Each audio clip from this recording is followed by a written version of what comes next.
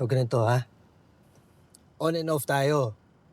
Nag-aaway, may mga tampuhan paminsan-minsan, pero kunyari nung pageant, doon kita niligawan. Teka sir. Kailangan ba talaga natin tong kwentong binubuo mo? Siyempre naman. Kailangan solid yung cover story natin. Okay? Ayun, so saan ba tayo? Ayun! So nung pageant, doon kita niligawan. Tapos nung 50th anniversary ng station, doon mo naman ako sinagot. Teka, bakit naman?